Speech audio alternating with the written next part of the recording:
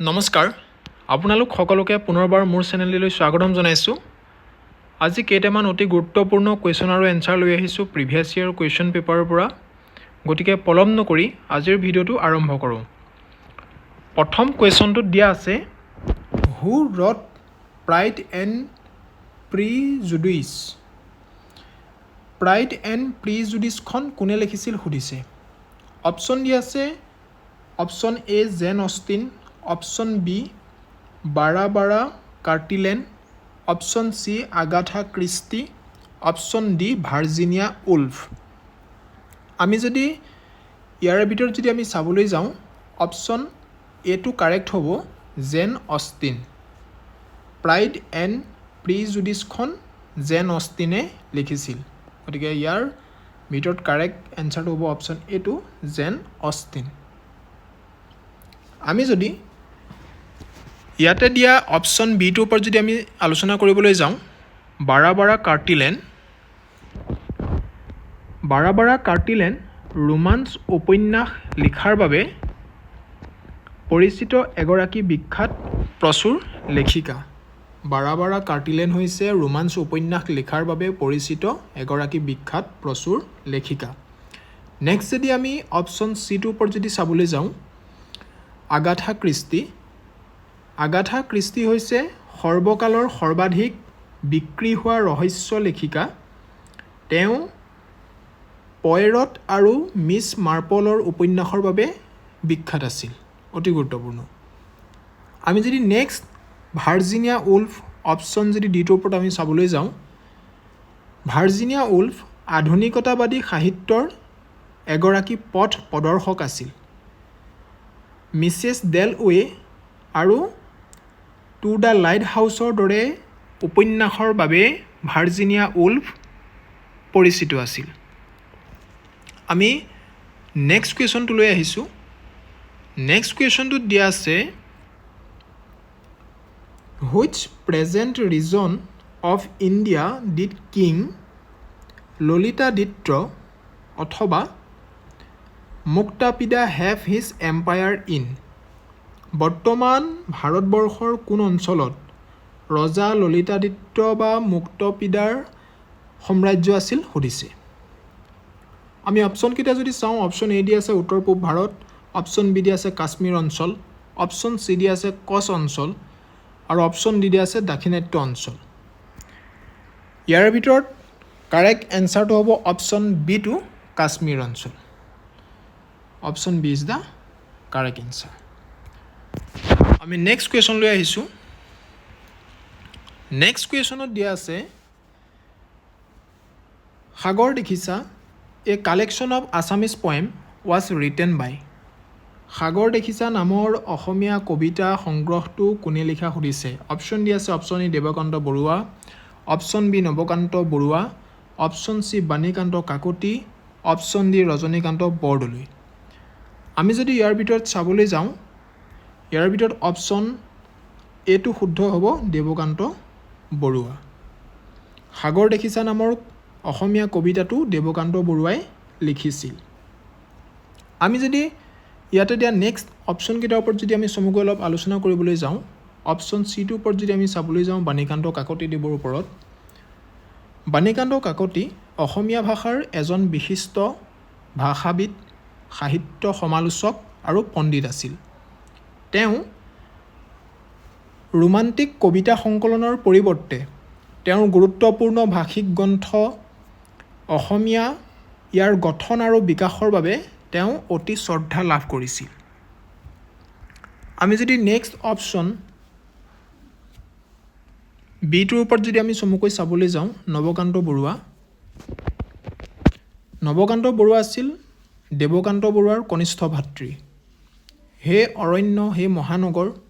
দৰে সংকলনৰ বাবে পৰিচিত এজন ব্যতিক্ৰমী বিখ্যাত আধুনিকতাবাদী অসমীয়া কবি আছিল নেক্সট যদি আমি অপশ্যন ডিটোৰ ওপৰত যদি চাবলৈ যাওঁ ৰজনীকান্ত বৰদলৈৰ ওপৰত ৰজনীকান্ত বৰদলৈ অসমীয়া সাহিত্যৰ উপন্যাস সম্ৰাট বুলি কোৱা হয় তেওঁ কবিতা সংকলন নহয় মিৰি জীয়ৰী আৰু মনোমতীৰ দৰে ঐতিহাসিক উপন্যাস ৰচনা কৰিছিল অতি গুৰুত্বপূৰ্ণ আমি নেক্সট কুৱেশ্যনটো লৈ আহিছোঁ নেক্সট কুৱেশ্যনটো দিয়া আছে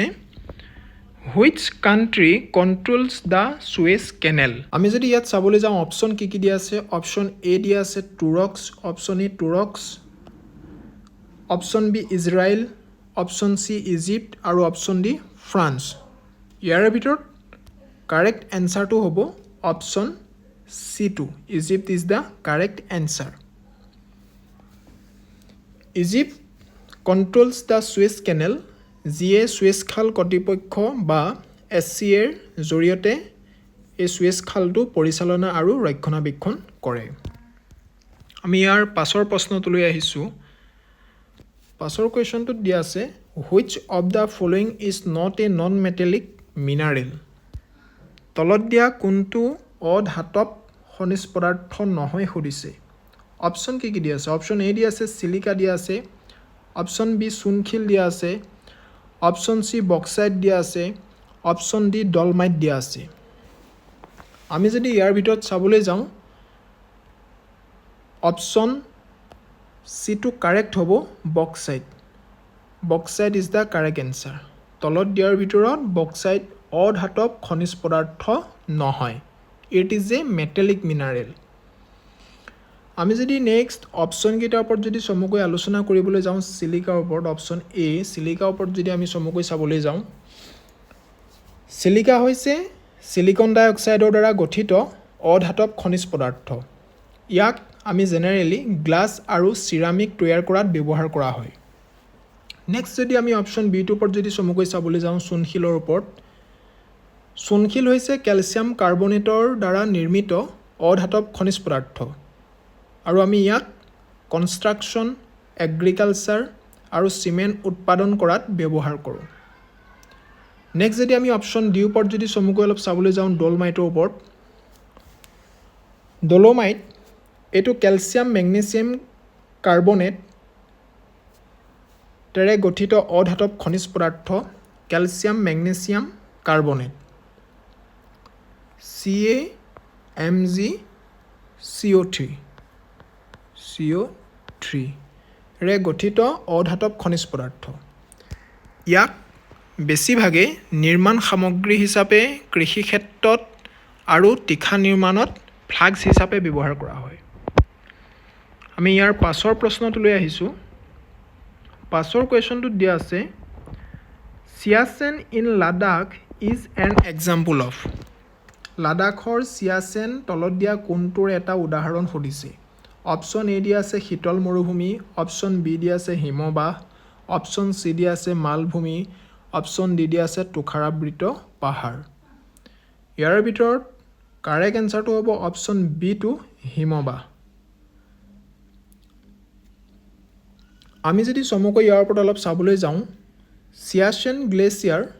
বা চিয়াচেন হিমবাহ উত্তৰ পূব হিমালয়ৰ পূব কাৰাকোৰম ৰেঞ্জত অৱস্থিত আৰু এই চিয়াচেন গ্লেচিয়াৰ হৈছে লাডাখৰ এটা অংশ আমি ইয়াৰ পাছৰ কুৱেশ্যনটো লৈ আহিছোঁ পাছৰ কুৱেশ্যনটোত সুধিছে for which sport was T Ao the captain of Indian team T Ao কোনবিধ খেলত ভাৰতীয় দলৰ অধিনায়ক আছিল সুধিছে ইয়াত চমুকৈ দিয়া আছে টি আও আচলতে টিৰ ফুল মিনিংটো হৈছে তালিমেৰে নাও গতিকে ইয়াত অপশ্যন কি দিয়া আছে অপশ্যন এ দিয়া আছে বেডমিণ্টন অপশ্যন বি দিয়া আছে হকী অপশ্যন চি দিয়া আছে ফুটবল অপশ্যন ডি দিয়া আছে ভলীবল আমি যদি ইয়াৰ ভিতৰত চাবলৈ যাওঁ অপশ্যন চিটো শুদ্ধ হ'ব ফুটবল গতিকে তালিমেৰেন আও ফুটবল খেলৰ লগত জড়িত আৰু তেওঁৱে হৈছিল প্ৰথমজন কেপ্টেইন আমি ইয়াৰ পাছৰ কুৱেশ্যনটো লৈ আহিছোঁ ইয়াৰ পাছৰ কুৱেশ্যনটোত দিয়া আছে in Assamese literature who is known as the ধনী কবি অসমীয়া সাহিত্যত তলত দিয়াৰ ভিতৰত কোনজনক ধনী কবি ৰূপে জনাজাত সুধিছে অপশ্যন দি আছে option A Binanda Chandra Barua option B Ananda Chandra Agarwala